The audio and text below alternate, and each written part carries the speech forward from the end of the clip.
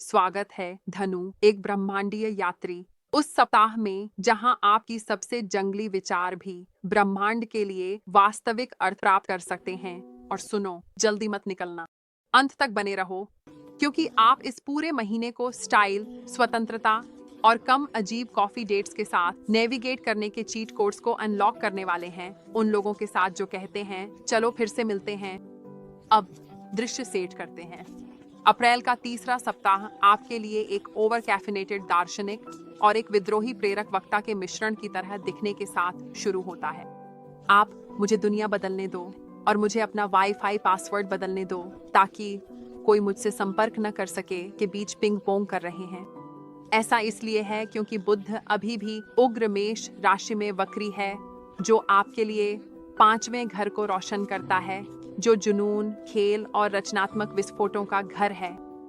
अनुवाद: आप एक चलते फिरते विचार मंथन हैं। सब कुछ तात्कालिक और प्रेरित महसूस होता है, यहाँ तक कि षड्यंत्र सिद्धांतों और केले की ब्रेड के बारे में पॉडकास्ट शुरू करने का विचार भी। क्या आपको इस पर कार्य करना चाहिए? शायद तब तक इंतजार करें जब तक बुध अगले सप्ताह सीधा न हो जाए, जब तक कि आप गलती से अपनी गहरी सोच को अपने पूर्व के चाची के साथ लाइव स्ट्रीमिंग का आनंद न लें। इस बीच मंगल अभी भी मीन राशि के माध्यम से कंपन कर रहा है, आपके घर और पारिवारिक जीवन में एक स्वप्निल परत जोड़ रहा है।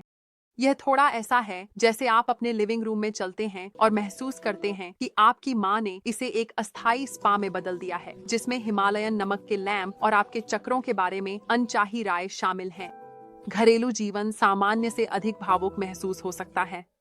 आप जो आमतौर पर नाटक से ऐसे बचते हैं जैसे यह ग्लूटेन हो, अचानक पुराने फोटो, पारिवारिक व्यंजन या वह एक बदसूरत सोफा जो आपको बचपन के अराजकता की याद दिलाता है के बारे में भावुक महसूस कर सकते हैं।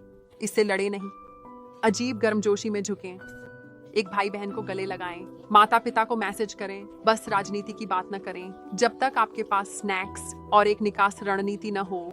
प्यार के मामले में इस हफ्ते वीनस अभी भी वृषभ राशि में अपनी आकर्षक यात्रा कर रही है और आपके लिए वह आपके छठे घर में दैनिक दिनचर्या और जिम्मेदारियों में फूल लगा रही है।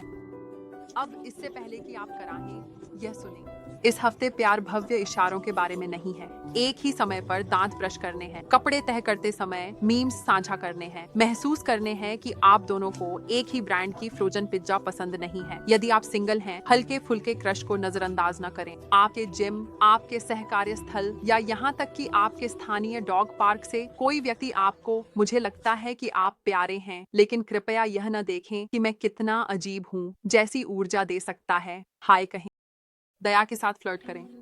शिक्षा और करियर बिना स्क्रिप्ट के इम्प्रोव सेट की तरह चल रहे हैं और बहुत सारी तालियों के साथ। बृहस्पति, आपका शासक ग्रह मिथुन राशि में है, कुछ बड़े आगामी कदमों की तैयारी कर रहा है और इससे आपका दिमाग उफान पर है। आप खुद को जानकारी इतनी तेजी से अवशोषित करते हुए पा सकते हैं कि आप उसे संग्रहित नहीं कर पा रहे हैं। ऑनलाइन कोर्स, प्रमाण पत्र या अपने प्रोफेसरों को उत्साही अति भागीदारी से प्रभावित करने के लिए यह एक शानदार समय है। बस सावधान रहें। बुद्ध का वक्री होना आपकी जुबान को उलझा सकता है। गलती से आई लव यू कहने के बजाय मैं अब लॉग आउट कर रहा हूँ न कह दें। हम सब वहाँ रहे हैं। कार्यस्थल के हिसाब से इस हफ्ते कुछ अजीब तरह से प्रेरणादायक है।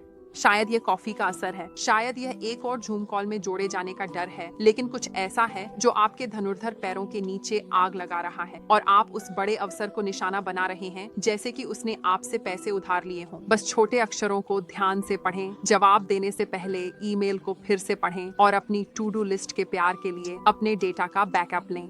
तकनीकी गड़बड़ियां अभी भी बुद्ध की निगरानी में परेशान कर रही हैं। और पैसे की बात करें, ओह धनु, आप राशि चक्र के स्वाभाविक खर्च करने वाले हैं। हालांकि इस हफ्ते वम, शनि और मीन आपकी कंधे पर थपथपाते हुए एक छोटी सी आवाज में फुसफुसा रहे हैं, क्या होगा अगर हम बजट बनाएं?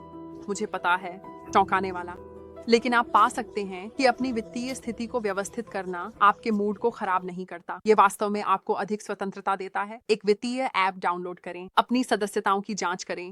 वह यादृच्छिक मासिक 60 का शुल्क, हाँ, वह शायद एक ध्यान ऐप से है जिसे आपने 2 बार इस्तेमाल किया। इसे रद्द कर दें, अपनी समृद्धि को पुनः प्राप्त करें।